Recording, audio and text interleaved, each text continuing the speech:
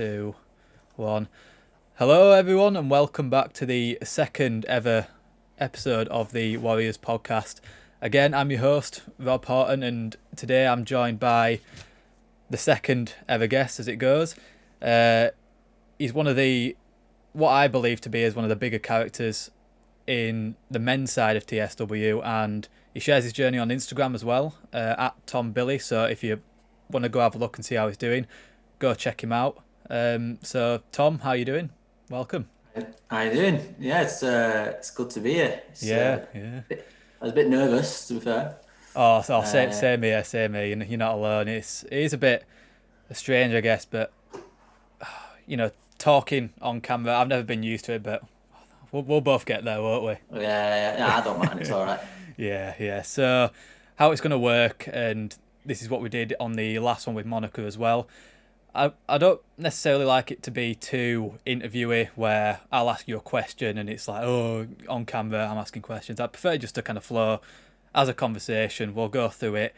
If a question takes us somewhere else, then we'll go there. But I would quite like to go chronologically through from the first time you ever experienced any eczema up until where we are now. So I guess we'll start at the beginning, as always.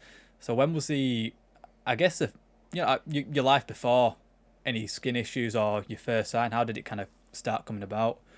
Yeah. So I mean, I'll just delve into everything, and then obviously if you want to ask anything specific, I'll answer any questions. But Yeah. so I've had eczema since before I could walk, as far as back as I remember. So I had it as a kid. I had it quite bad. I spent a lot of time in hospital as a kid, like going in, getting wraps changed, etc. Spent a lot of time on the children's ward. For me, that was like, rather than playing out and stuff, I was always in hospital with my skin. Wow. I actually remember, like, you think back to when you're a kid and you think, oh, I don't remember it, but I do remember it. I remember having purple bath. I called them purple baths. It was like an iodine tablet in a bath. I don't know if you ever had them, but it's like an antibacterial. So you should just sit in a purple bath. I remember that a lot. But yeah, I've had it literally as for as long as I remember.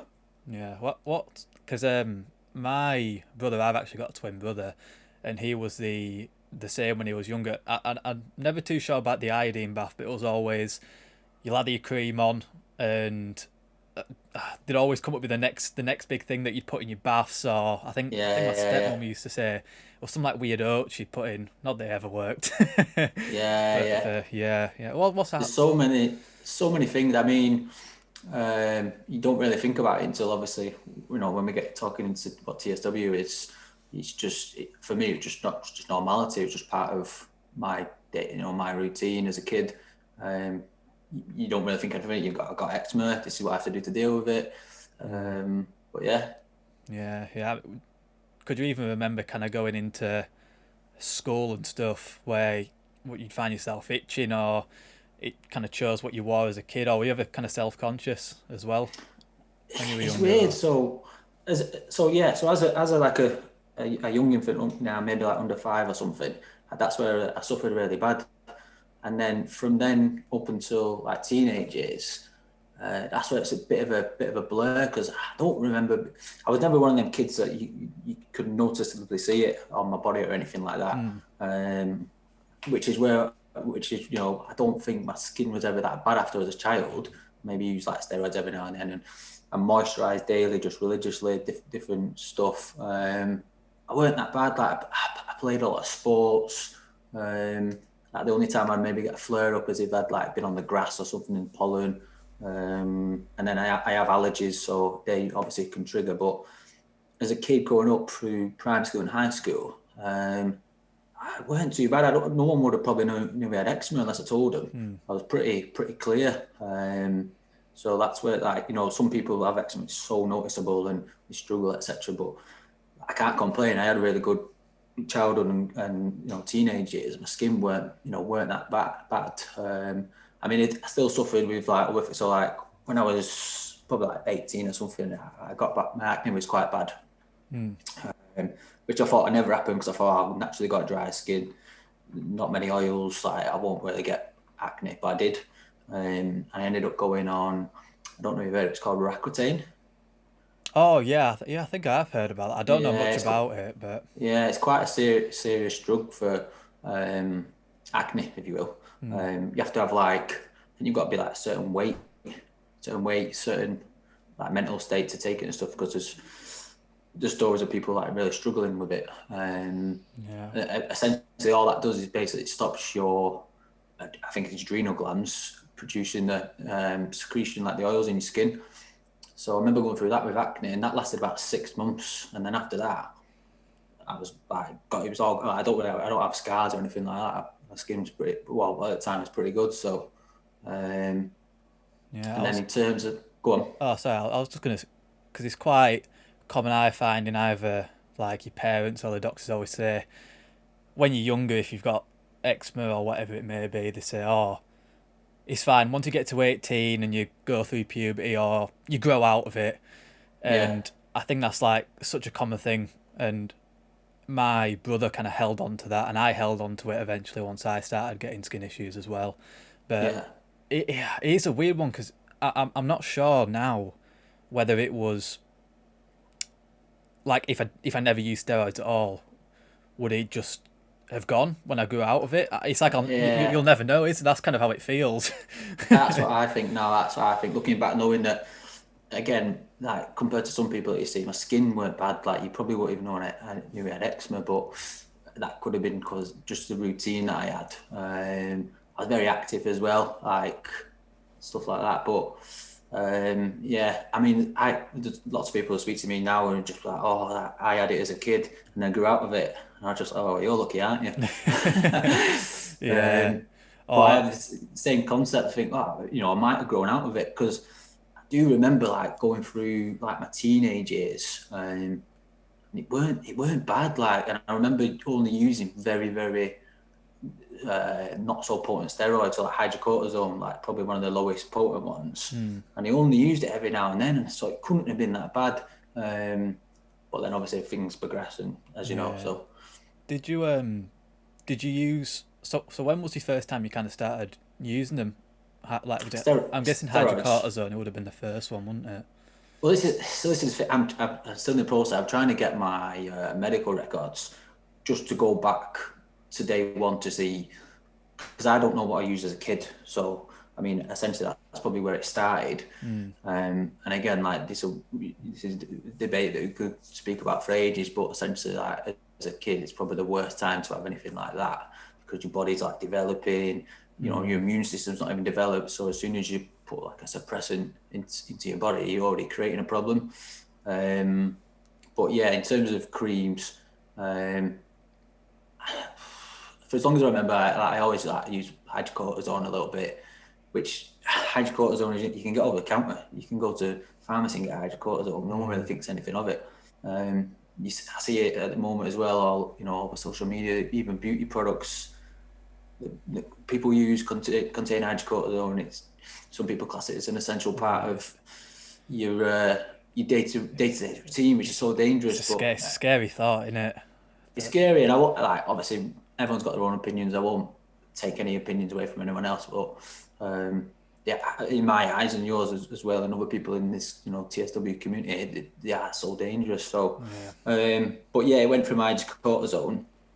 I think I probably used name some creams that everyone's used. So, Umivate, Dermavate. What else is it? What did you use? Hydrocortisone. I never actually remembered the names because Yeah, I didn't think much of it. I got given it. What I remember what happened was it started. I was just stressed out when you are at school, whatever it might have been. I kind of got it around here, and I just yeah. remember. I feel like it definitely began with a B. I know that much, but I had no kind of instruction whether how much. You just said, "Oh, Yeah, if yeah. It something might comes have up, been. stick this on it." So I basically I got to a point where the cream that I relied on used every like when it got bad kind of thing every single day was Betnovate, which I think is one of the like very popular ones. It's I have to remember. I think it's in like the top three potencies, and in a way, luckily, I didn't really go any further than that. So I know a lot of people get up to the stronger ones, or they'll end up on like oral steroids, like prednisolone, is it? Yeah, Just stuff yeah. like that. But I mean, luckily, I didn't get that far. I kind of stuck with Betinavate, and it worked for me, and that's what I kind of stuck with. So. Yeah, yeah. Did you find so? Did you progressively get into stronger ones? Because I didn't. I got pretty much. I started off hydrocortisone, and all of a sudden, bang! I just got this. I think it might have been Betnovate. If that's it Yeah, it definitely might began be. with a B, and it was potent. But I just got given that pretty much straight off the bat. Yeah, so I remember it just be. It's funny actually. To be fair, when I was around 18 or something like that, I wanted to go in the military. Mm. I'm glad I didn't now, but I wanted to go into the military. Did all my tests and stuff, and then it got to the medical, and I got knocked back on the medical because of steroids, and they Oh said wow. you have to have 3 years without topical steroids. So I was like, right, all right, and then I just thought, well, one of my good friends had eczema, and he used to get prescriptions. He weren't as bad as me, and I basically used to get him to get me prescriptions. If that makes sense. Not that it doesn't make any sense because obviously I'd still have the issue, but it was Yeah, just so it yeah, weren't on my medical records. So my friend basically used to get them for me.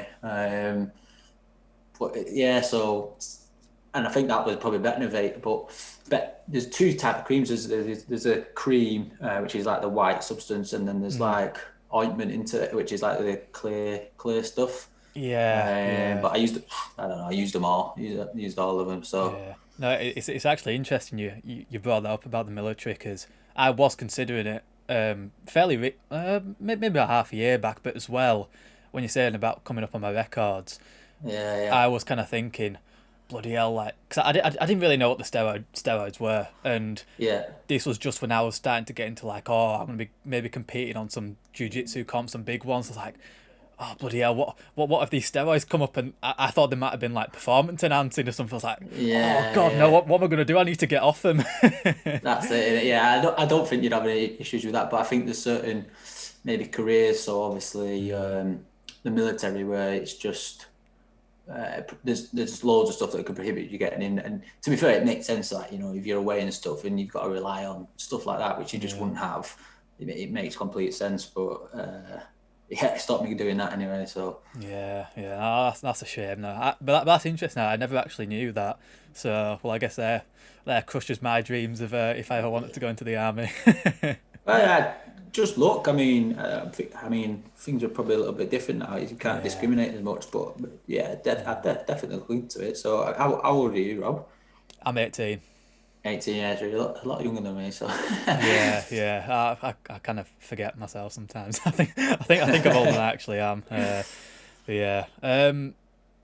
So I guess kind of getting into when was the point where, and this happens in pretty much everyone, where either they just decide, you know what, enough's enough, I'm not going to use them anymore, or something happens where they just get stressed out and your skin blows up. What was that point where yeah. it So I'd started? say from like my teenage years up to I must have been like 24, 25 or something like that. So I had normal routine, very obsessively clean. So I'd Mm, shower like sometimes 3 times a day, which, as we know now, is not a good idea. But I used to shower quite a lot. Just a really clean person. I took pride in my appearance and stuff like that. So every time I finished the shower, I'd have the same routine. So I'd get out, I'd put some kind of moisturizer on. I'd try everything, but mm. the one at the time that worked for me was a Vino. So Yeah, I yeah. put a Vino on, then I put steroids on, and then which was Betinavate. And I personally thought I didn't think I put that much on, but looking at it now, I did. And then sometimes I'd use like a thick greasy ointment like Hydromol or like an emulsifier, just if it was quite dry. And that was my routine. That was routine every day. And then after I'd done that, like the rest of the day was fine. Like I didn't really itch that much, but Mm, obviously because I was on the steroids, I was all right. And then it got, I think, so I lived in an apartment probably about 5 years ago now, and something happened. I had a flare up, and I couldn't put a finger on what it was. And I thought, oh, it's an allergy. It could be changing something that I cook with, or I've got a peanut allergy, so I thought, oh, it could be nuts, it could be something like that. And just came out with this rash, and it just did not stop. And I spent it must have been about 6 months thinking, what is going on? Like going to a doctor, blah blah blah. Got to a point where I was referred to a dermatologist, which again, I'm sure most people who go through TSW will have encountered all this. Went to a dermatologist, and he looked at my skin with a microscope, like into my skin, and he actually said, you've got scabies. So this was a shock, because as I said, I'm like really OCD clean. I thought, scabies, that's awful, that's disgusting. If anyone don't know what scabies is, scabies? so it's basically a microscopic mite, like a dust mite kind of thing, but a mite. You can't see it with the eye. It'll fly anyway. And basically it burrows into your skin. And when it burrows into your skin, it lays eggs and they hatch. So basically you just have like hundreds of thousands or whatever these mites inside your skin. It sounds absolutely disgusting. And you basically have an allergic reaction to the mites. So you're basically itching, blah, blah, blah. So I was like, oh, it makes complete sense. Like, I'm itching loads. This is what it is. Right, let's sort it out, kind of thing. So it's quite contagious as well. So I don't know. I thought at the time I might have picked it up from the gym, or I don't know, wherever. So I thought, right. I can imagine past you finding that quite traumatizing if you like your cleanliness, and all of a sudden you got little things hatching eggs on your skin. Yeah, it's not. It's just what's going on in your mind. Like, oh, that's horrible. Anyway, so I got this cream, and it was like a 24-hour cream to like kill the mites, if you will. So I did that, and then after that, they were like, once you've done that, here's some steroids. And I was like, right, cool, blah, blah, blah. And they gave me quite a strong one, which at the time was Betnovate. And I don't think I'd used it or not used it for a long time. And then literally 2 weeks, clear as anything. My skin was just like completely clear, back to normal. I was like, brilliant. I had scabies, it's gone. No problem.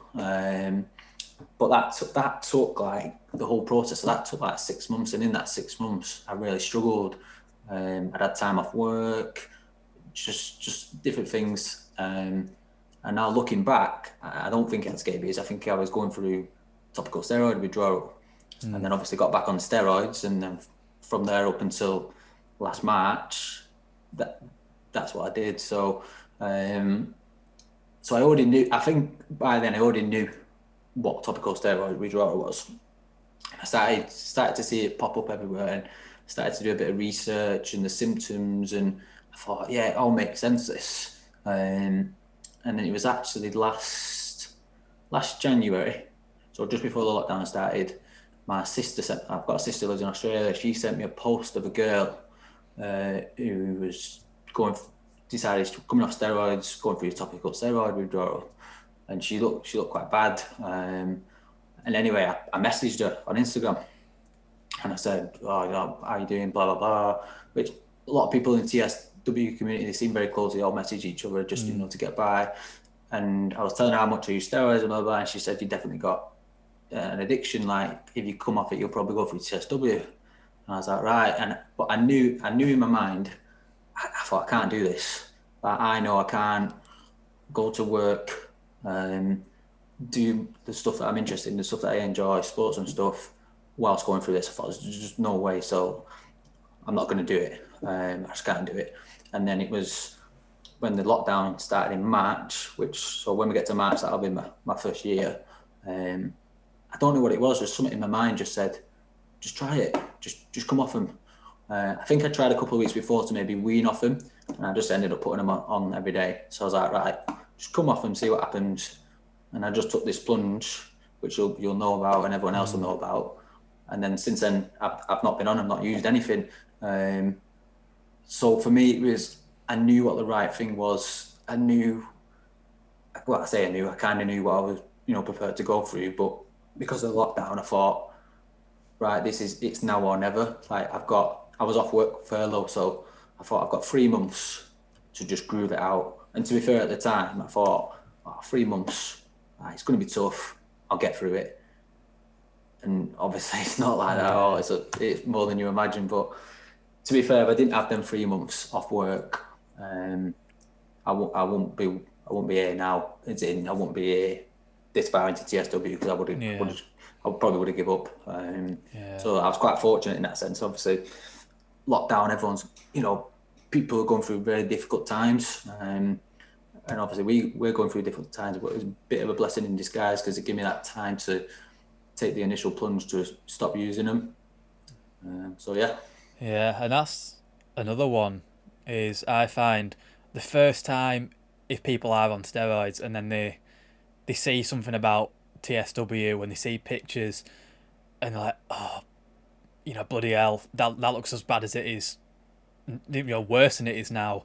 And you see a lot of people in like Facebook groups and they say, oh, I really want to stop using the steroids, but just seeing the photos, how can you show someone photos of skin that's 10 times worse as yours whilst you're on steroids and say, you need to come off them, they're damaging you. But and I think I will have seen all the pictures you've seen, and these are people that I speak to now, and so bad, and I was like, no way I can do that, blah blah blah. Everyone's not the same though, so I mean, in some ways, I'm very grateful because I don't think I've really suffered as bad as some have people that I do speak to. So in that way, I'm grateful. It doesn't necessarily mean that my journey's been any less difficult, because believe me, it's been difficult. But I think when any advice to anyone who maybe watches this or researches TSW and stuff like that, and they're just scared to go to do it because of what they see. Everyone's path, everyone's journey is different. You might not be anywhere near as bad as some of the pictures you see, but you'll always see the bad pictures because people want to emphasize how potentially dangerous they are. And at the beginning as well, I mean, I was non-stop on my phone, on Facebook groups, on Instagram groups, researching. I was just like, I love researching. I love knowing stuff about the body. It's really interesting. But it gets very, very overwhelming.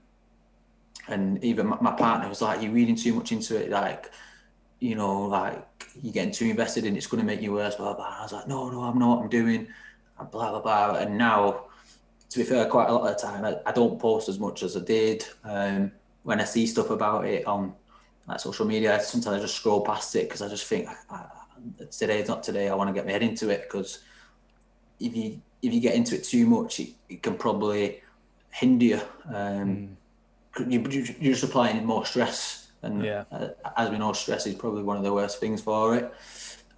So anyone who's looking to get, possibly take this plunge, just don't get your head into it too much. Don't try and relate to other people's journey, because yours will be completely different. I mean, that's what I did.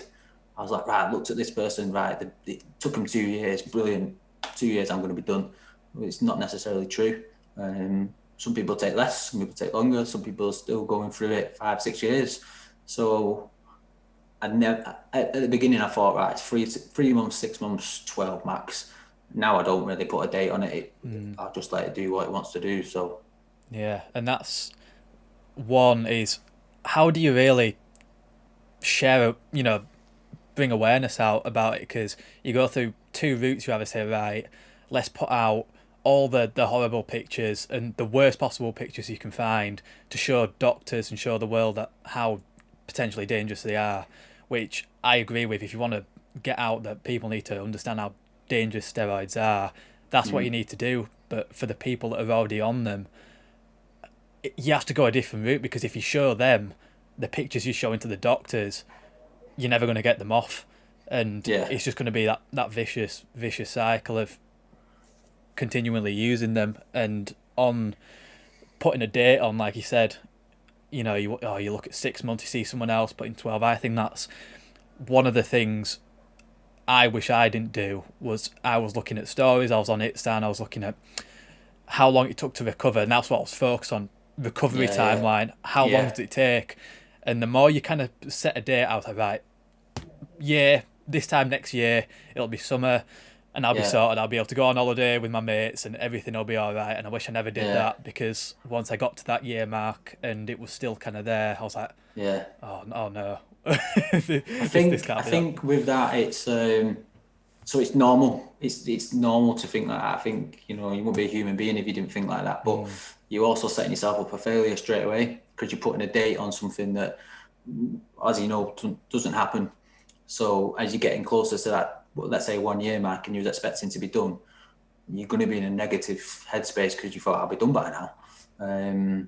So yeah, you do set yourself up for failure. I think if you put a date on anything, you just kind of got to let it do what it's going to do. Yeah, it just ups stress as well. You know, Oh yeah, like and that's a big one. Is stress. The more you stress out about things, and I never used to think this. I just thought, you know, medication or something else externally. It just needs to be that. But it's crazy what stress can do to people if it's not with your skin. Like sleep. You know, I yeah, know yeah, a lot of other people that when they get so stressed out they don't sleep, and that has its whole other set of issues.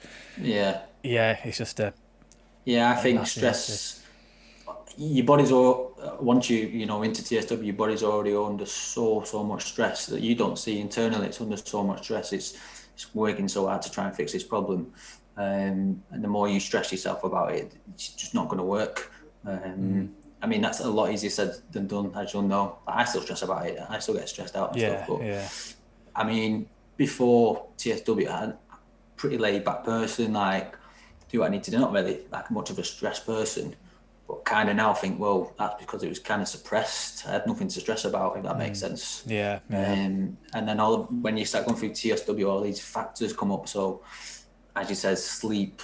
There's so many things that will impact TSW: sleep, your work life, your mental health, your relationships. There's so much that, and then it just becomes one after another, after another, and after another, and you kind of it just becomes on top of you. It's about trying to manage that, which I still struggle with now. So Yeah, yeah. And I was gonna say something now. I was gonna say I do this all the time. I have a brain fart. No, he's gone. He'll come back to me in a second though. um, so I'll kind of moving on to the next part is what were those? So you've been through kind of how you came about TSW and you saw your person from Australia. What was the first couple months or I guess the first stages symptoms wise? How you managed? You know, you touched on you started in lockdown, which I think lockdown is a blessing for all of us, not having to worry about a lot of other things. But yeah, what was kind of like your symptoms? Whereabouts did it affect you most? yeah, Yeah. so I'd say the first 2 months were the most horrendous 2 months of my life so far, and that's no exaggeration. It was honestly the most how I got through them first 2 months, I don't know. Literally, I started breaking out in withdrawal day 2. So day 1, I had a little bit itchy. No, you know, I didn't take any steroids or anything. I had a shower, put moisturiser on, but no steroids. Day 2, day 3, it started breaking out, getting more and more and more. By the end of that week, I was sick, so I was being sick. I thought it might be food poisoning or something, but I think it was literally just withdrawal. And I was just covered, like I was absolutely covered head to toe in. There's different stages of TSW, as you know, but the beginning stage is the inflammation. So let's say myself, you know, red, it does affect. This is an important one for people with different skin types or heritages and stuff. It affects people differently how it presents itself. So for me, it's just red. For a black person, it might be like grey, ashy, purple, whatever it might be. That's quite you might not recognise it as much, but it is the same. But for me, because it's red, it's literally you can see it, and it was just awful. Like the itch. Like if to explain to someone who doesn't know about eczema or anything like that, everyone gets a little itch now and then. You get a little itch, times that by 10 and 24 hours a day. It's like it's like having sunburn, which is itchy. It's just horrendous. And then Yeah. because you're coming off the steroids, everything's inflamed. So my face was swollen, my body was swollen. I think in the first 2 months, I dropped about 2 stone. So I was gutted because I'd been going to the gym and stuff, dropped about 2 stone. I didn't have no appetite. it was just horrendous. It was Yeah. how I got through them first 2 months. I can't and pictures speak for themselves. I mean, I don't really take that many pictures because you'll know when you're itching. Last thing you want to do is pick up your phone and think, "Oh, get a quick picture." And people say, it's good to diary your journey through pictures. And to be fair, I wish I'd taken more at the early stages, but I was just such a bad way. I just nothing. I just couldn't be bothered. I just struggled really badly at the beginning. So yeah. Yeah. And you touched on it about the itch. One of the hardest ones I found, I remember when I was in my worst stage, I couldn't get this out of my head. You spend however many hours you're awake focusing on not itching, and you focus like, right, okay, this is good. I haven't itched. I maybe once or twice. I'm doing well, but all of that work never really seemed to matter because once you got to night time, you'd wake up anyway when you couldn't Yeah. control it and you were itching, and that was one of the most mentally draining things Yeah. was controlling that because you put all your effort in and it was just exhausting. You put all your effort in to not scratching through the day. You think, right, oh, this is good. You go to sleep. All that hard work just seems to go, and it's just Yeah. mentally just beating you down all the time. I think it's the first 2 months was really struggled. The itch, can't even explain the itch. It's just non-stop.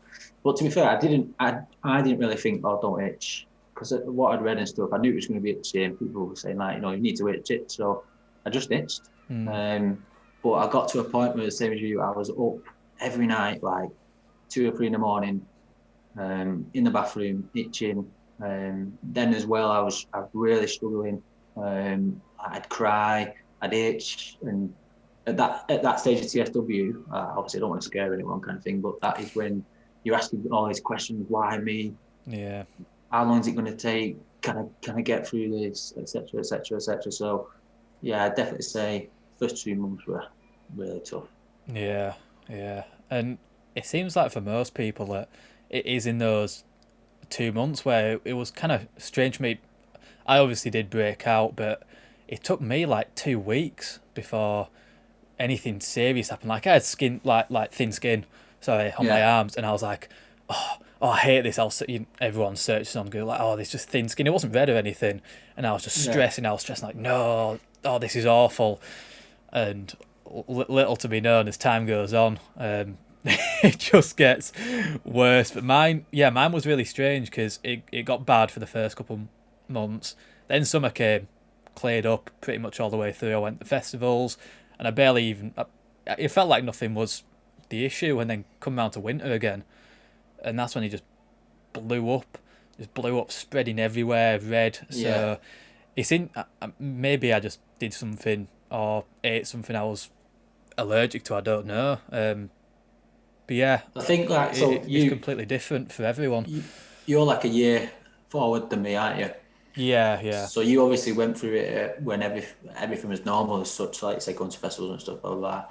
Whereas again for me, I was kind of lucky because once the weather started getting good in like April and May, and I was off work. Don't get me wrong, my skin was still very very bad and fragile and delicate. Like I think from looking at you, I'm probably very similar, but I'm fair skinned, like a bit reddish and stuff, Yeah. so not that good in the sun anyway. And I think one day I was in the sun for like 2 minutes, literally 2 minutes, and my skin was just red, like burning. I was just like, God, my skin's so sensitive. So I just covered up all the time, and it started to get better. Like month 3, 4, 5, my skin was pretty clear, and I was like, oh, brilliant, I'm getting there. I'm like nearly done, but I wasn't. Yeah. I think the sun helps, the vitamin D helps. Obviously, I weren't in work, so like stress, I didn't really have any stress.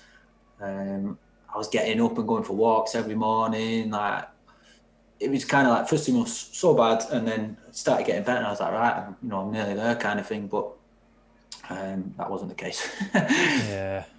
I mean, I remember seeing on your Instagram because this was something I was quite interested in and I was considering trying when I was at my worst. Was you've tried cryotherapy before? Yeah. What how because in yeah how did it work? Because that's something I was very close to considering trying because it seems like it would be a massive help. But Yeah, so it was actually a lad had messaged me. on Instagram and said, "Have you tried this?" And I thought, "No, I've seen it. I know what it is. I've seen a lot of athletes use it for recovery and stuff."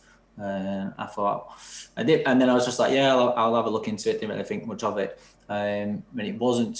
I'm trying to remember when I did my first session, but basically, cut the long story short, when we was talking about, I'd say there's two things which are the hardest things physically. So the itching, which everyone has, and then mine. I don't know if have you had the sweats. No, no, I haven't. Right. So I at the beginning I was fine, and it got to probably like over the last 6 months I have this what I call the sweats. So basically hot and cold sweats, and it's absolutely awful. Um, so basically, like I'll wake up in the morning, I'll itch and stuff, and then now I'm working at home for the first couple of hours. I'll just sit with no top on, just because I'm my body is so hot, but I feel cold. Mm. It's just mad. And from doing research and stuff, I think it's just to do with like your body trying to function, they call it thermal regulation, trying to heat itself properly. You just kind of got to get yourself used to it. But that's what led to doing cryotherapy. My body was so hot. I thought, how can I deal with this? So I thought, oh, I'll do the cryotherapy. So cryotherapy is basically like a chamber that you stand in, and it goes to minus temperatures. A lot of athletes use it for recovery and stuff. And I thought, well, this is going to cool me down. This will be absolutely amazing.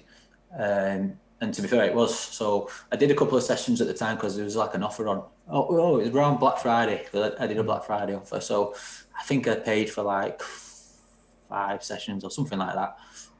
You literally stand in it for like literally 3 minutes. You just get frozen to death, basically. But when I was going there, I was so hot and like sweating. Not like sweating like when you've been to the gym sweating, just I'd just stand still and my body would be sweating. It's just, I still get it now kind of thing. It's just horrendous. So my top would be wet through. And then I come out of cryotherapy and it just all went away. It's just like the most amazing feeling in the world. So Wow. most people go in and it's like, oh my God, that's freezing. That's horrible. Why would anyone want to do that?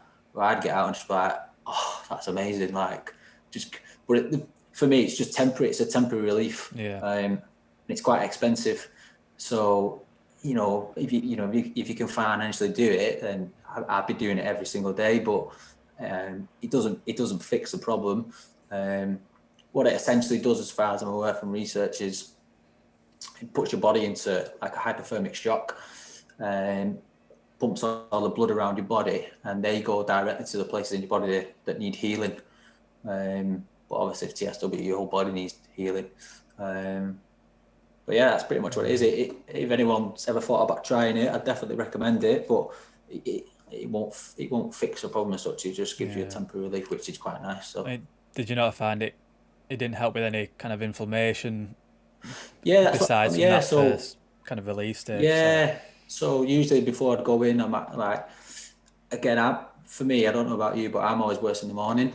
And then I go and do the cryotherapy, and my body go from red to just like quite normal, and it kind of lasted the rest of the day. I was all right then until like the next day. But as I said, it's quite expensive for just a day's relief. So yeah, I'd be quite interested to see how in the future, when eventually, whenever it might come out, there's more information and more research into what could potentially help. I mean, it's quite crazy to think that in 10 years' time, there might be something that solves the whole issue for TSW, or if not, then there's like a certain path people take, and there's a start and end point. Whereas for the minute, we've got to find what works for us. I guess that's just kind of how it is. Yeah, I don't think there's. I mean, you'll know as well as I do. I don't know how much money I've spent on stuff to try and help improve what I'm going through, and then ultimately, for me anyway, I think the biggest healer, and everyone says it, is time. Even people who've got through it and they live a normal life now, they've just said it's just time.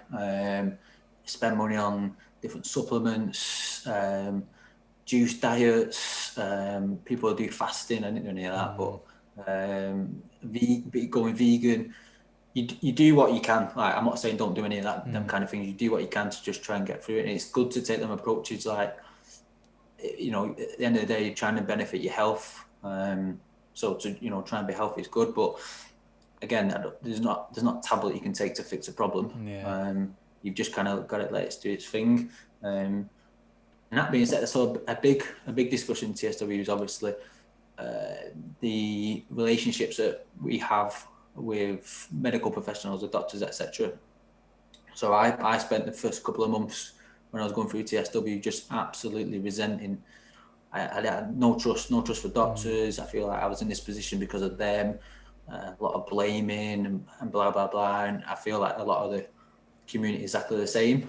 I mean, now I look at it and I don't blame anyone. I blame myself at the time, but I don't blame myself. I don't think you really can blame anyone. With that being said, you know, I believe that, you know, it needs to be a more of an impacted look on what TSW is, and for, let's say, a medical professional to be open and minded about the situation rather than narrow minded and just closing off something because they've been to university, they've got the degrees or whatever. They're a dermatologist, spent so long studying the skin, etc. They know what's best.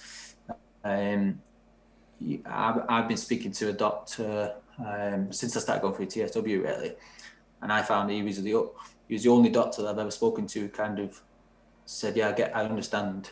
I'm not saying he's saying like, "Oh yeah, TSW's a thing," kind of thing, but you just listen to my problems, which I find other people have gone to seek help. They've gone to dermatologists and have just been shot down straight away, and that just kind of, because we're not experts as such, you know, they're right and we're wrong, and that's how I felt as a community kind of get treated.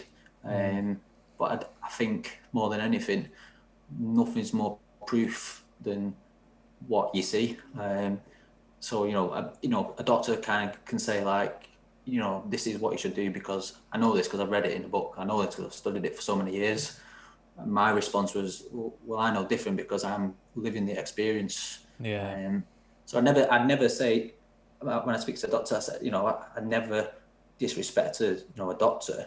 I think what they do is absolutely amazing, especially with everything that's going on at the moment. I just feel like because of what they've told or what they've learned or whatever it might be, they're kind of quick to shut it off. Whereas, you know, as you know, like I do in the TSW community, it's not that at all. We just need just a bit of understanding and a bit of reassurance and a bit of support, rather than, I feel like sometimes you just take the easy approach and just give you steroids because it's easy, and it's also a business, isn't it? You know, imagine how many prescriptions that we've had over the years of steroids, and imagine how many people use them. That's you know, money, so much money. I don't know if that's got anything to do with it.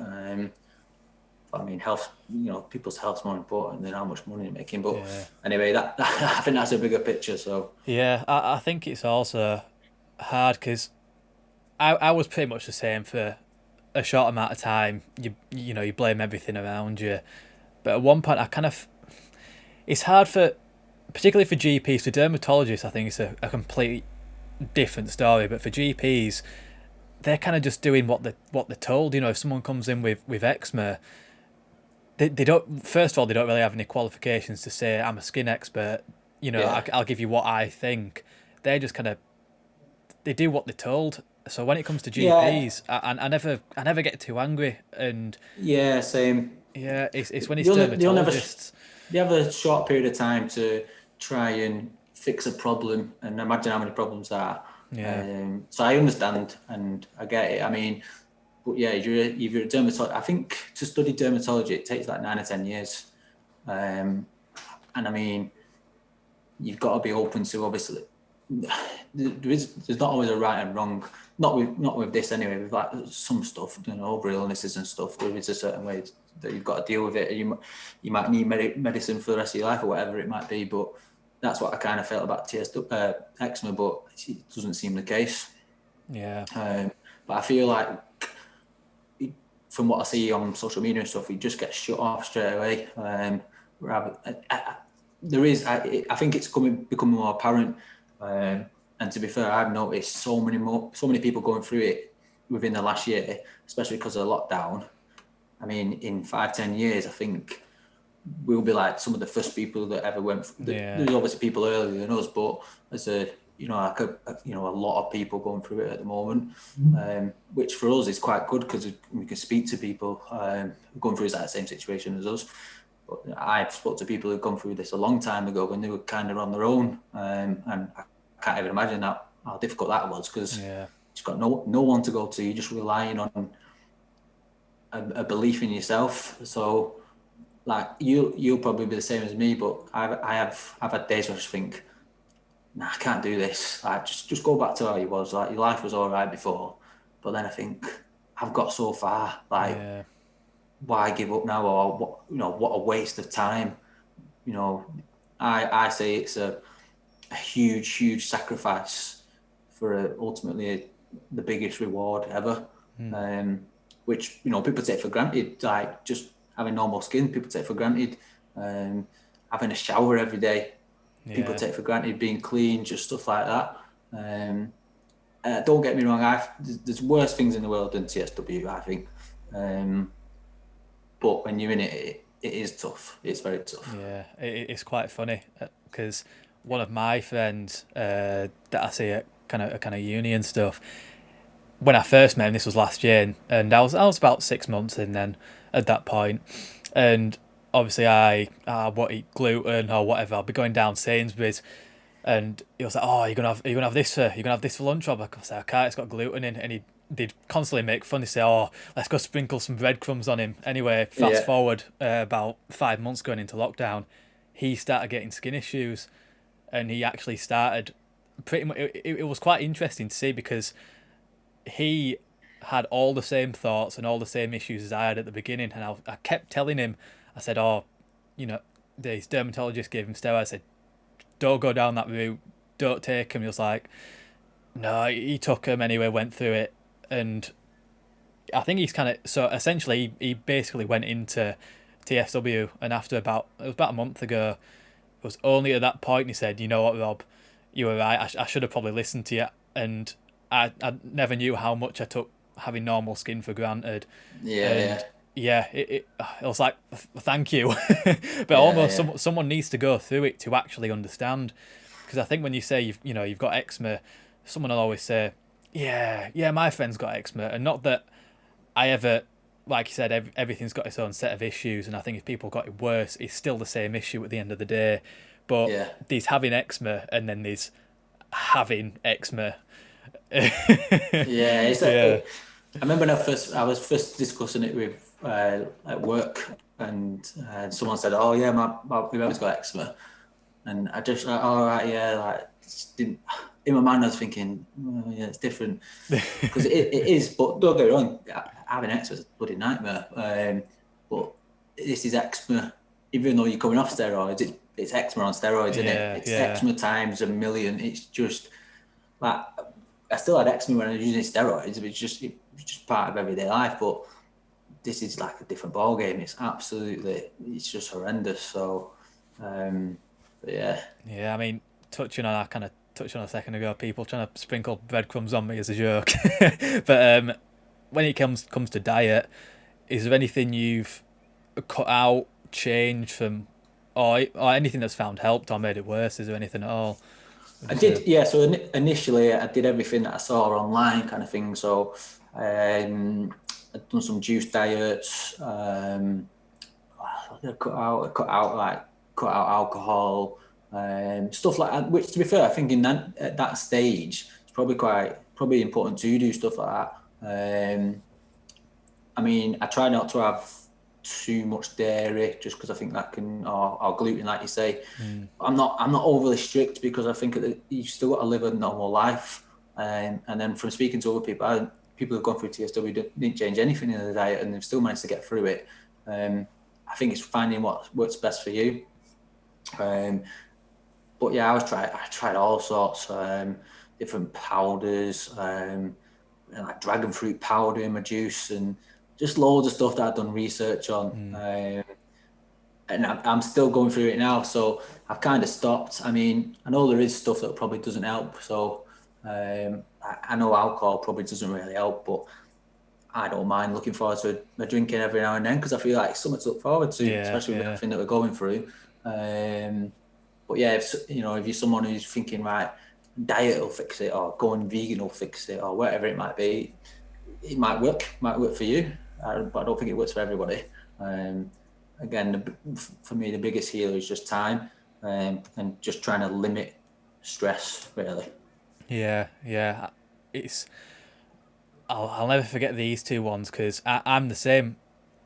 You want something to look forward to, and I remember in summer, I was so stressed because it was people got their A levels and everything. It's like, oh, we'll go out into town, we'll go get some drinks, and I was so stressed. I was like, yeah, I'll have a drink, but in the back of my mind the whole time I was like, oh, I'm gonna suffer tomorrow, and I did. I got back home on that night. I scratched again. It wasn't too bad at that point, but it was the thought of it getting worse, and then rewind about 4 months back, I did the exact same thing, only I wasn't going into drinking alcohol as a, oh no, it's going to get worse. I just went into it, right, I'm going to do this and have a good time.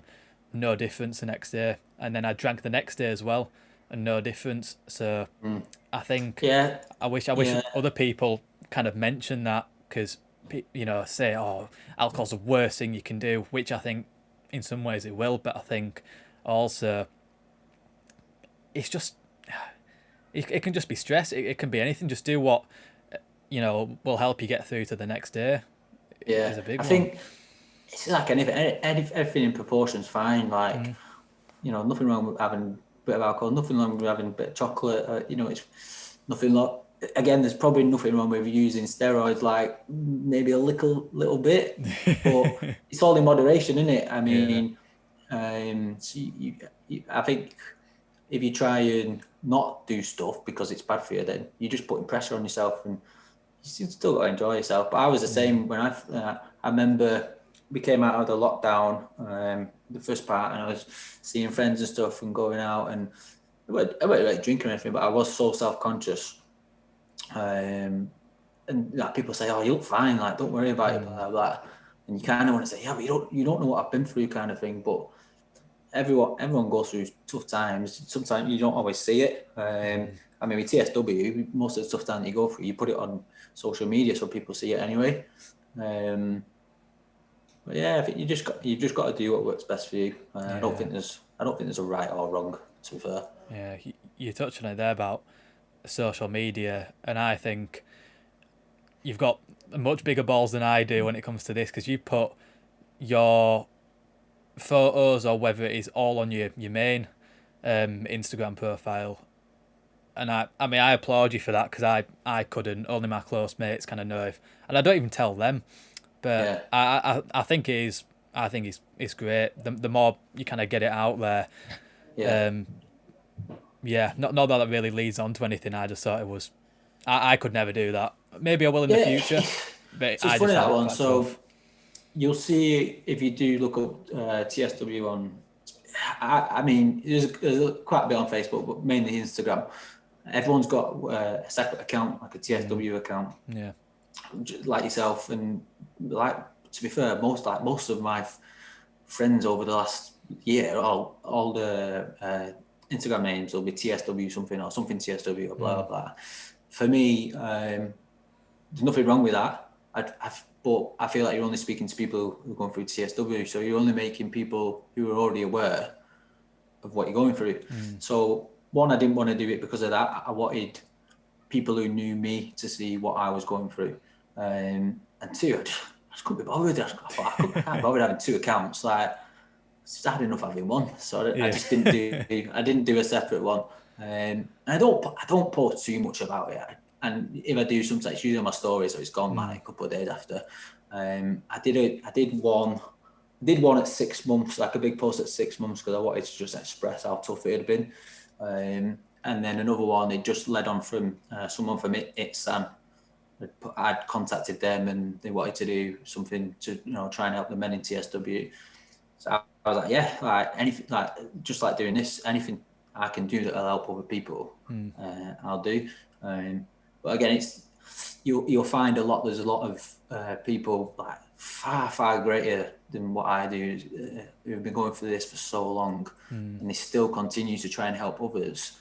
But people forget that they're still going through it. They're still struggling. Like, if someone was messaging me every day, what do I do about this? How do I get through this? Blah blah blah. I don't know. I'm not an expert. I can tell you what works for me, but it won't necessarily work for you. So I think people have got to bear that in mind. Essentially, everyone's going through the same thing. So sometimes I see in the TSW community, people might be on other people's back, or no, you should have done this, or no, you should have done that. Well, just do what works best for you, and at the end of the day, just help each other. I think that's why if I post, that's what it's for. It's to help others, or sometimes it's just to get something off my chest, how I'm feeling, and just a bit of reassurance. Sometimes people message, say, "Oh, keep going, you're doing well," and you kind of think, "Oh, yeah, you're right." And luckily, I've got quite a good support network around me, like family, my girlfriend. Like, I don't really think I would have got where I am now without that support. So I think that is a big one. If you don't have that support, you might struggle. But yeah. Yeah, no, I'm really glad you said that, because I haven't heard from anyone. Everyone's always got the separate Instagram accounts. They hide in their Facebook. I got petrified when I made my Instagram one, and then because it must have been linked to my other account, a couple of my mates followed it. I was like, oh no, what's happening? I just went into panic, and actually in the end, I just spoke to one of them, one of my close friends, and yeah, there was nothing to worry about. So for people listening, I'm glad you said that, because it might influence them in just being open to anyone they're friends with, because at the end of the day, you think they won't understand what's the use in kind of talking to them about it, but they're just your friends, and they just want what's best for you if you've got that support group. Yeah, they will. That's what I found. They will, they might not necessarily understand, and they might have problems that you won't necessarily understand. Sometimes you just need someone to listen.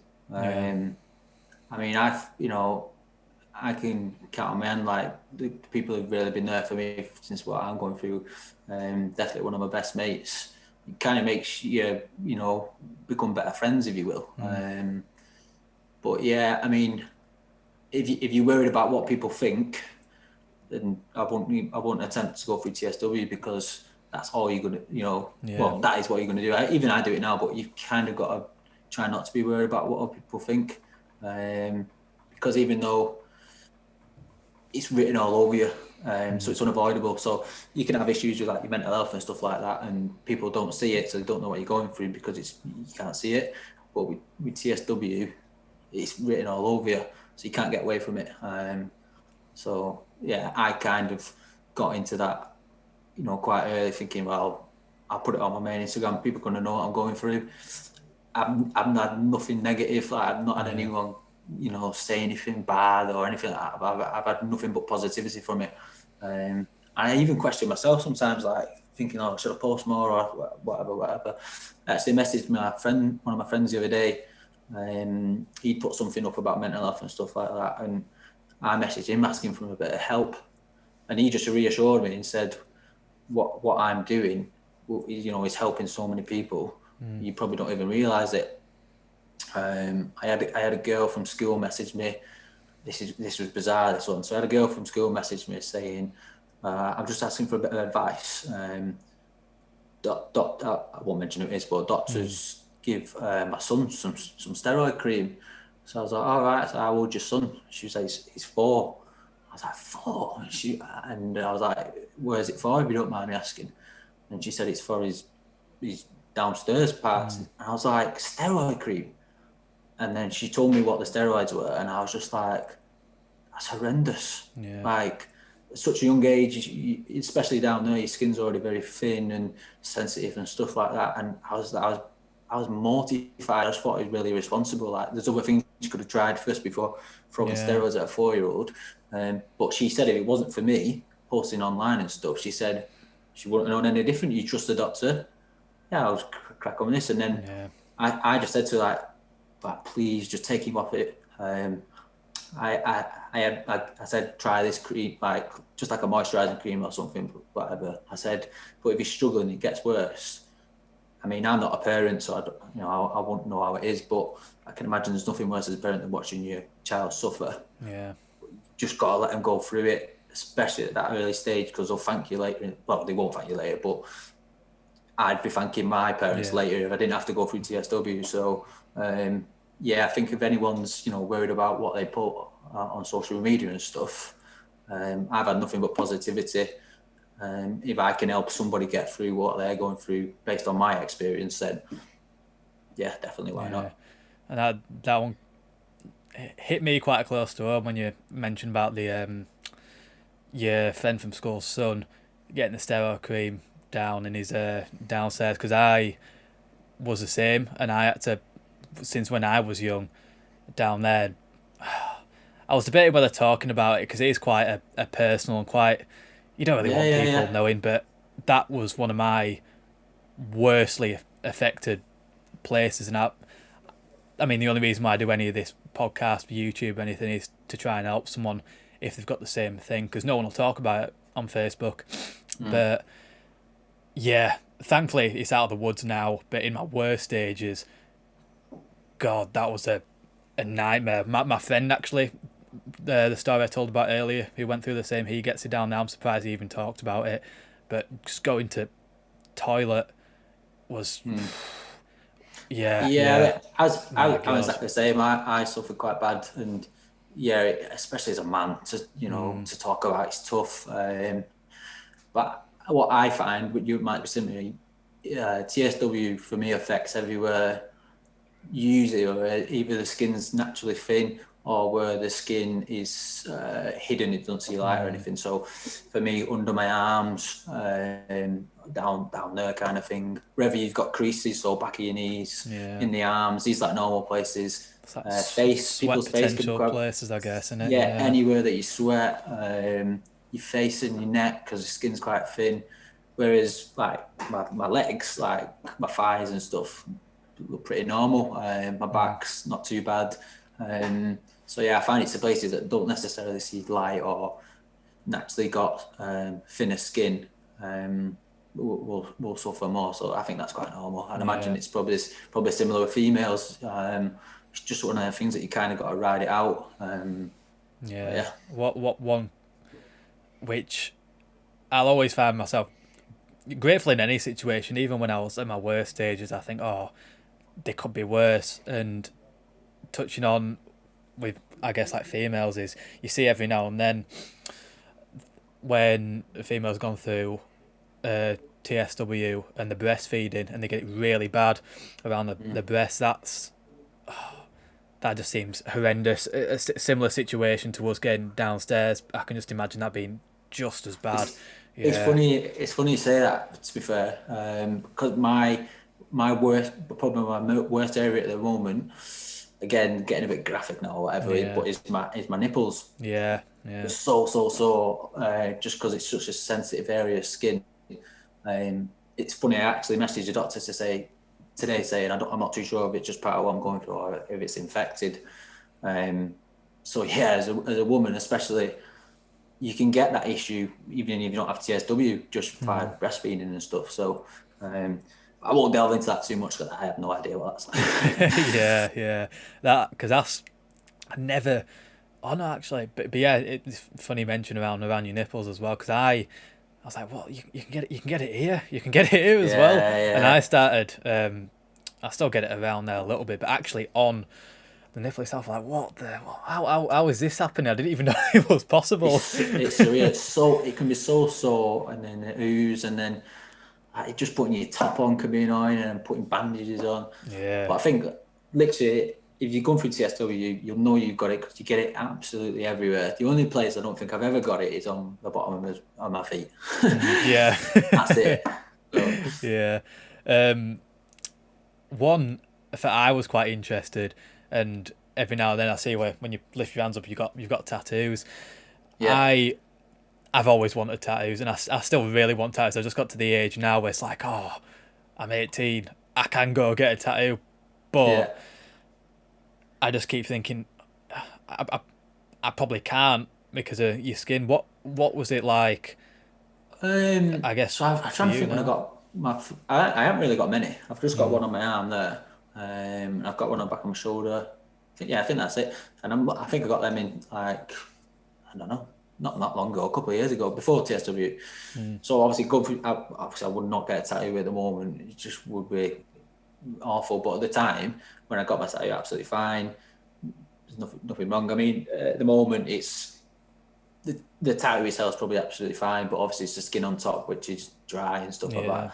Doesn't mean it's changed what the tattoo looks like or anything. And I'm hoping, and I've spoke to other people who've got tattoos and stuff, and they said once they've got through it, they've been fine.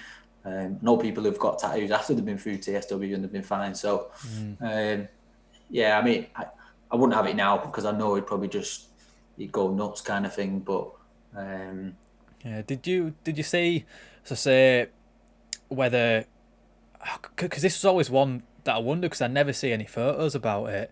But say you got a tattoo before, like yourself, and let's say, for people that are just listening, you got it on your arm. Let's just say, like red sleeve, you got it all around, and you had a sleeve before. I mean, whether you've got an affected area, how does it show underneath a tattoo? Has that happened for you? To be fair, so where I'll show you in a second where my tattoo is.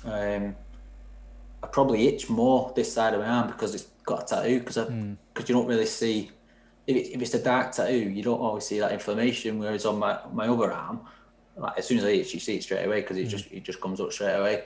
So I itch this more, to be fair. I'll see if we can see it. It's not too bad at the moment, but I think it's it. So it's just you probably don't do it justice kind of thing, but it's just dry. But in terms of how it presents itself, it's probably the same as anywhere else. It just goes red, but you can't. It's not as noticeable because you've got a tattoo there. That's all. So, and I think a lot of it depends on where you've got a tattoo. So, I find my wrists are always sore. I've got bandage on this one, just because the skin's thin there. So I'm always itchy there. It does me head in. But again, it probably depends where. If you got a tattoo like on your leg. Or maybe your back or something, probably won't be that badly affected. I'm just hoping once I've got through TSW, touch wood, it should be just pretty normal. So I hope so because I really want to get some tattoos. And for the moment, it's regardless of COVID and everything, I don't get one, honestly. I'd probably wait till your skin was a bit better. But no, definitely. Last couple of things I guess we can quite enjoy this so far. I'm not gonna lie. I forgot it's been recording, but you go back in time to let's say the first month. What would be one thing you changed now that you've kind of been in the process of however long it's been? It's been nearly a year, would you say? Yeah, I'll be a year in March. So what would you say if you could go back in time and say, right, Tom, don't do that? What would that be? What do you mean? Part of TSW or before TSW? Part of TS, yeah, because on the last with Monica on the last episode we did, she was like, well, obviously it would be not to take the steroids, and I think I should have worded the question a bit better. I mean, let's say you've got an allergy to peanuts. Obviously, you wouldn't eat peanuts, but let's say you didn't know that, right? Don't do that, or don't moisturize, or shower less. What is it? I wouldn't change anything, to be fair. I mean, I've always had the principles that I'm doing the right thing. I have days where I doubt it, kind of thing. I have days where I think, why did I do this or whatever, blah, blah, blah.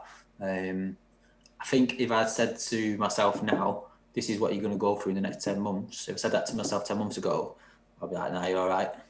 I'll give it a miss. I wouldn't change anything. The only thing I'd change is, if I was going to change anything, just try not to get too deep into it. Accept it is what it is. Try not to beat yourself up too much. Don't blame yourself. Definitely don't blame yourself. Other than that, I wouldn't change anything. I've definitely struggled, but I've learned a lot as well. I've learned. It sounds weird, but I've learned how to suffer. I've learned how to be patient. I've learned how to sacrifice and give up things.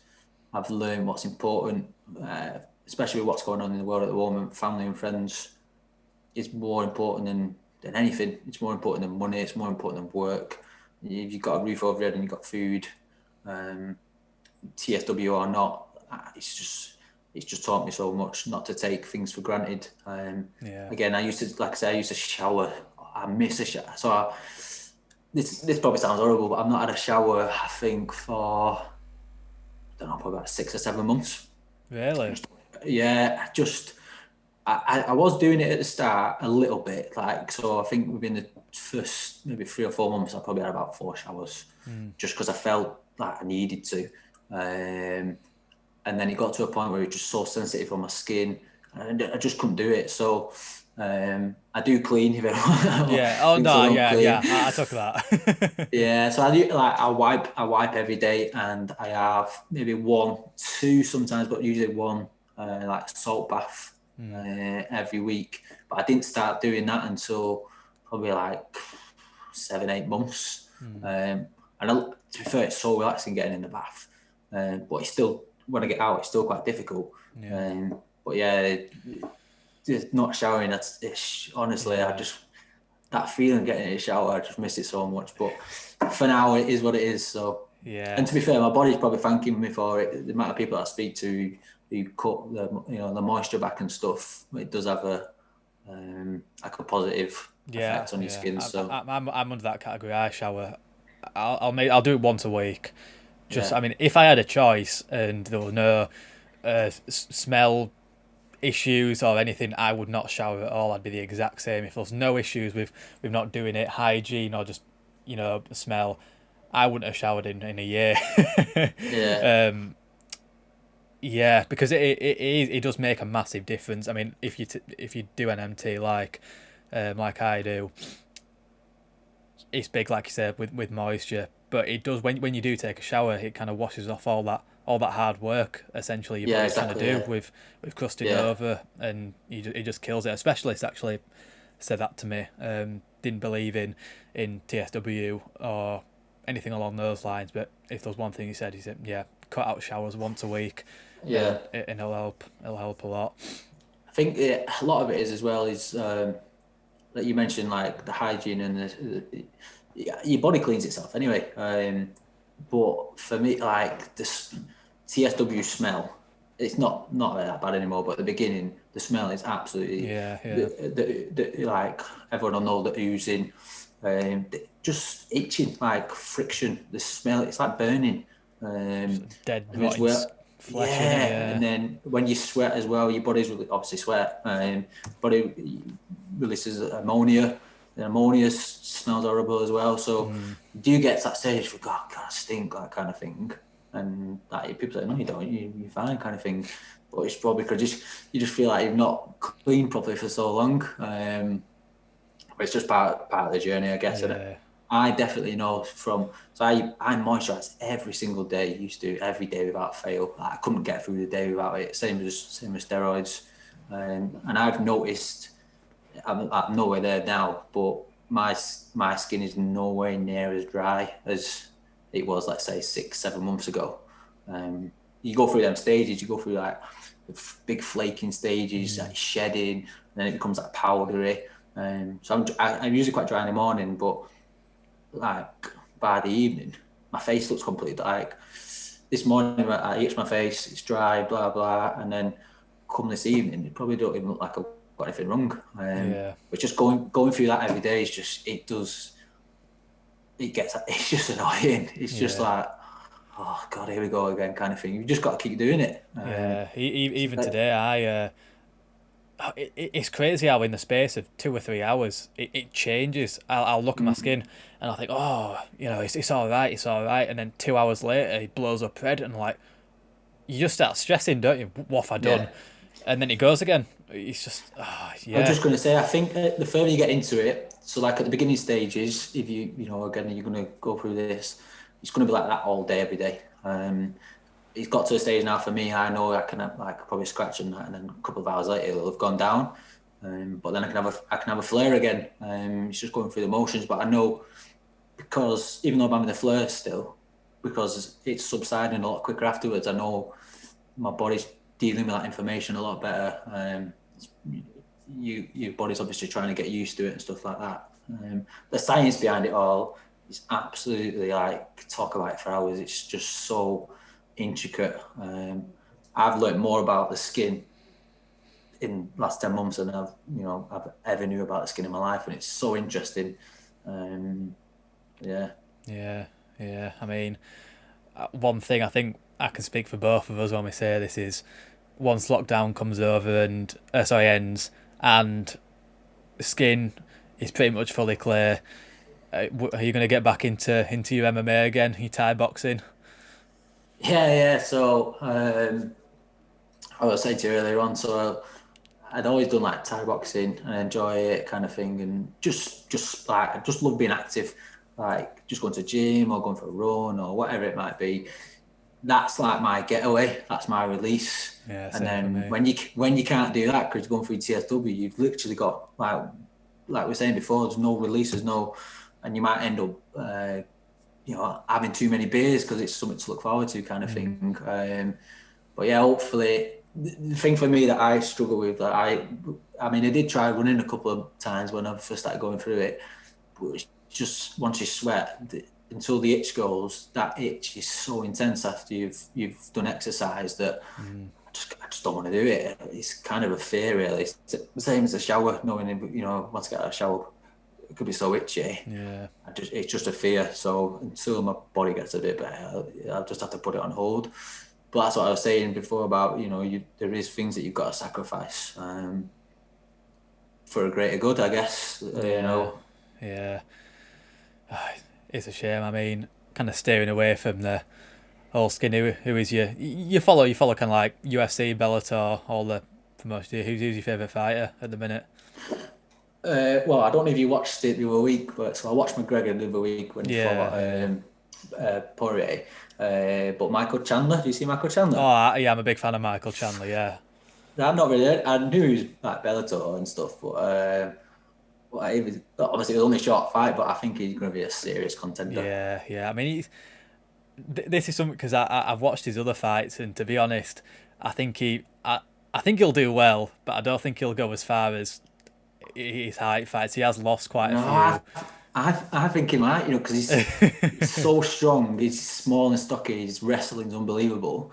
Yeah, we'll see. Yeah, no, his power surprised me though. I was shocked. I was shocked. I knew he's strong. I knew he's powerful. I knew he was a good fighter, but I was a bit surprised. I was like, oh bloody hell, 4 a.m. You're like, oh. I just compare it to when Dan Hooker's last fight with Dustin Poirier was such a blood brawl. Yeah. And then he just come in and just knocked him out. So I was just like, he's a good contender. Adesanya's got to be up there. He's class, Adesanya. I love him. Yeah, I'm a big fan of as a jiu-jitsu guy myself, Ryan Hall. If you've seen any of his fights, thank God he's got a fight coming up soon. I've been waiting for ages. Yeah, and Dom that's Cruz. it. Like I say, it's having things to look forward to, isn't it? Yeah, no, definitely. Yeah, that's good. And my friends are starting getting into it as well. So it's we'll all go around together. That's another release. It's great. It's something about it compared to other sports. Like in football, you concede a goal. It's like we've conceded a bit in a fight. If someone gets dropped, it's totally different. Yeah, watching it. It's great. I could talk for hours about it. Yeah, it's good. It's good. Yeah. All right. Well, I could probably bring it to a close. I mean, it did touch on it. I'd like to try and, as much as I can, because it is a very negative topic. I find quite a lot of the time. I mean, what are the kind of the big positives you've seen out of going through the whole process? Would you say? 'Cause I think there is a lot that people kind of pass by, but there is a lot of positives you get out of it. Yeah, there is. So when most people who are through it, they'll say hardest thing they've ever done, best thing they've ever done. So I think when I do get through it, hopefully, probably have a bit more to say about it. But it's a test for me. It's just a test. I mean, this is probably going back, against what being positive is more negative kind of thing. But what you don't see is the mental side of it. I've always been quite a positive person. If anyone spoke to me about mental health before TSW, I won't really have comment on it. I just be like, everyone's different. It's, it's a mindset. Like, you'll get there with the right mindset. People say that about TSW kind of thing, but my mental health has been absolutely shot from TSW. I can't even explain how difficult I found it, and I'm not really too much of an emotional person, but I'll quite happily admit, like, I broke down, I've cried, I've been depressed, I've had depression, I don't know when it was, maybe the early stages. I didn't want to be here anymore. Like, not that I do anything stupid kind of thing, but I just literally, it was so tough. I thought I can't go backwards. I can't get forwards. What am I doing here kind of thing? I just don't want to be here anymore. I didn't want to wake up. When I went to sleep, I didn't want to wake up. So again, not to scare anybody, but everyone handles it differently. I feel like I'm in a better place now, but I struggle so badly, like just crying, like for a guy to say like, oh, I've been crying, like it's a tough thing, and especially with this day and age, it's getting better. Like people saying like it's okay to talk and blah blah blah, but I was brought up with, man's a man, strong-minded, grafter, blah blah. Like my dad's just a grafter. That's how I was brought up, kind of thing. But I found that it's all right to express your feelings and stuff, especially going through TSW, because your emotions are all over the show.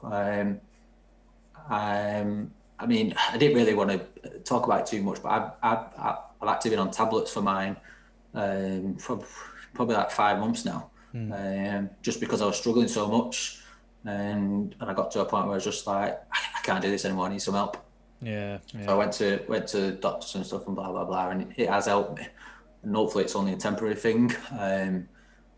But there's, I can't say one's worse than the other. But physical and mental, the mental side is very very tough. It's tough to just get up every day and keep doing it. Like if people don't know what TSW is or anything, or they might watch this, like any of my friends or anything, or people who know me kind of thing. They might just think, oh yeah, a bit itchy or anything, but when you're itching every day, all day, 24 hours a day, that on top of being, having anxiety or worried about what you look like, worried about what people think. I was big one. Yeah, I was going to when I was going to work. So recently, I was going to work in the mornings, and I'd have like a mini panic attack before I got to work, because I was just worried that knowing that I'm going to be itchy and stuff and blah blah blah, which is never something I've never suffered with ever before. And, stuff like that never bothered me. And it got that bad that I'm now working from home. Like they've let me work from home, kind of thing, just to relieve the stress. Yeah, that's really good of them. Yeah, so that's what I mean. It's it is good when you get that support. I've been very lucky in that way, in a sense. But yeah, for me, as much as it's been tough physically, I've been very tough physically. The mental side is just, I can't even explain it. And I see every day people on Instagram who are going through it, and they'll post up how they're struggling and blah blah blah. And sometimes it's just sending a message saying, "Hope you're doing all right. Keep going, stay strong," kind of thing, because that's what you need, just a reassurance that you're doing the right thing. But in terms of the positives, what I found is I'm a lot stronger than I thought I was. Yeah. If I said you're going to go through this for the next year, I thought I had no chance that I would never ever be able to do that. So I know I'm a lot stronger than I thought I was. Again, not taking things for granted, knowing that I've had the ability to suffer and keep going. Tested relationships. So initially, the early stages, it tested my relationship. It's made my relationship with my partner stronger, I believe. But when you're going through it, and this is what I found with my partner, not going into too much detail kind of thing, but they're obviously watching you go through something, and if they're struggling, you don't necessarily say anything, because they think what you're going through is worse. And you think, well, how can you be feeling like you're struggling when I'm going through this? And that's what you've got to take away from it, is, just because someone doesn't understand how it feels doesn't mean they don't care. I know it can ruin people's relationships. Like, I don't know if you've seen some of the videos, the preventable documentary. You not seen that? I'll send No, it to no. you. I'll send it Sweet. to you. But one of the the persons in that, it ruined a relationship kind of thing. So I'll take away a positive knowing that it's made mine stronger. I don't know what about you? What would you take away from it? Yeah. I think a big one is not taking things for granted. Before it was kind of like a bit of a stupid 16-year-old kid essentially.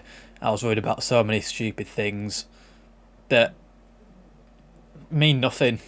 So Yeah. now I really focus on, I guess, what really matters is a big one. And I've actually got more of, I don't care about what people think as much now. I still got a lot Mm. of friends that are still quite, I guess, childish, and that, I was about to say they know either way. They probably won't even see this. Regardless, I won't get into that. That's a dark hole. but I, um, th- but I think yeah, that'll come with. You're 18, so I think I'd probably find going through this at your age probably more difficult than I do now. So I'm 29, so I think when you get older, you kind of. I mean, don't get me wrong. I have this issue where I worry about everything, what people think about me. I worry about if I've done the right thing, said the right thing, whatever, everything. But as you get older, obviously going through TSW, it's just stress. So if you worry about someone who thinks you're right and they don't like you for whatever reason or they judge you, then that's their yeah, problem, innit? Just shrug yeah. it off, kind of thing. But I do think if I was your age going through it, I probably struggle quite a lot, to be fair. So Yeah, I mean, that's because it's really made me. I don't care whether that be just like this, filming myself, putting it out for essentially anyone to see. yeah, I don't mind if that's doing a presentation in front of people that are my mates. I don't care. I'll happily do it, and that was always something I was stressed about when you're doing a presentation. When you feel like, oh no, it's the worst possible thing you can do that could ever happen in the world. Yeah, yeah, yeah. yeah. So I think it's the same with this. Like when you'd initially put up you were going to do a podcast. I thought about it ages ago, like why has no one like done this? I think there's a couple of people I don't think they've released anything yet, who've done like maybe videos and stuff. And like, don't get me wrong, I was nervous before doing this. It's just human to be nervous. You're worried yeah, about people are going to watch this, and you might have to. They might comment and they might say, "Well, whatever, whatever." But at the end of the day, we're just having a conversation. yeah, yeah, There's no, as I said, there's no right or wrong.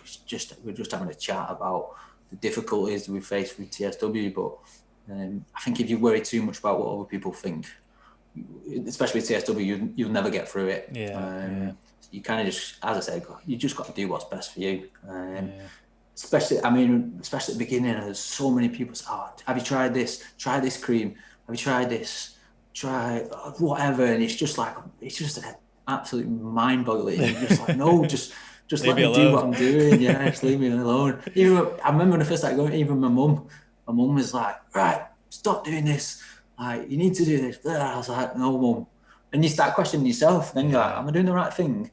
But you've just got to stick to it and touch wood. You'll get there, but it's not an easy road. And you'll know again, so many people with TSW, it's not linear. yeah, So yeah, like as I said, after 3 months, I thought, "Oh, I'm getting there," and it's just like that, in it. yeah, I've seen people that are like 2, 3 years in, and they might look worse than they did at the beginning. It's just part of the process, and it's just your body trying to yeah, do what it needs to do. So yeah. It's a bit of a scary thought, but you'll cross that bridge when you get there, won't you? yeah, Just get through it. I mean, I still think that I'm kind of like starting to flare a little bit again for anyone that's watching through YouTube. It doesn't look that bad, and I'll agree with you. It really doesn't. I look bloody great as far as this thing goes, but it's just yeah, starting to kind of creep up my side under my armpits, and it's just the panic. 'Cause it's so much better, and I don't know why I kind of get so caught up. I'm like, oh no, but I've had it so much worse. I can move my neck. I can walk, but I'm still getting yeah. just as stressed now about this as I was when it was to the point of literally I think my mum described as your body was everything was just broken. That's it. Yeah. Your body's essentially broken. But I mean, that is tough. The further you get into it and you think you're getting better, then you have a setback, Yeah. and you'll get better, and then you'll have a setback. I think you just got to remind yourself it's been worse. Yeah, no, definitely. And a lot of it. I think, well, people, even after people have got through it, it's trauma. Your body's been through trauma, and trauma's difficult to deal with. Like people struggle with trauma anyway. Like if they've had a bad accident or they've lost somebody or whatever it might be. Essentially, TSW is your whole body's in trauma for however long it takes to go through it. And then once you've got through it, you've got to kind of process what you've been through. So I've spoken to people who've got through it and they still struggle just because of what they've been through. It's hard to for them to understand why it happened to them or whatever it might be. But I think I like people say like, oh, I've got through it, I look amazing, but I don't want to say I'm healed because I would jinx myself, kind of thing. And that's something I've had to try and accept. I might never be healed. Like, I might get so far and then just like that normal eczema, but I can live with that. It's, the TSW is like, obviously horrible, but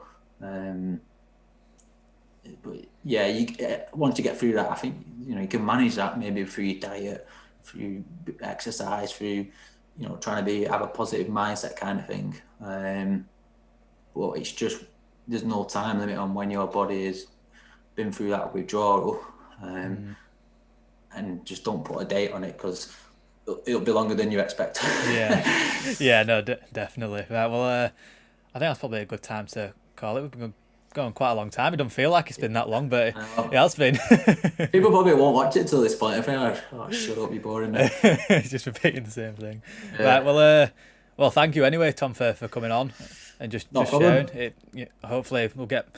You'll definitely have inspired a lot of people, particularly men, I reckon, like myself, as an example, with anything we've kind of touched over. If you want to go and follow him, and whether it's TSW or just see how he's doing, your Instagram, you'll know. At Tom Billy. At Tom Billy. BILLI. Perfect. Yeah, go drop him because he's good guy. I think we can put it that way. Thanks, mate. Appreciate it. It's all good. Right. Well, thank you everyone for listening, and we'll have again every Monday, 8 AM UK time. It'll all come out, and if you want to come on and talk, you can drop me a message as well, and we can sort something out. But yeah, thank you, Tom, as well. Man. Cheers, Rob. See you.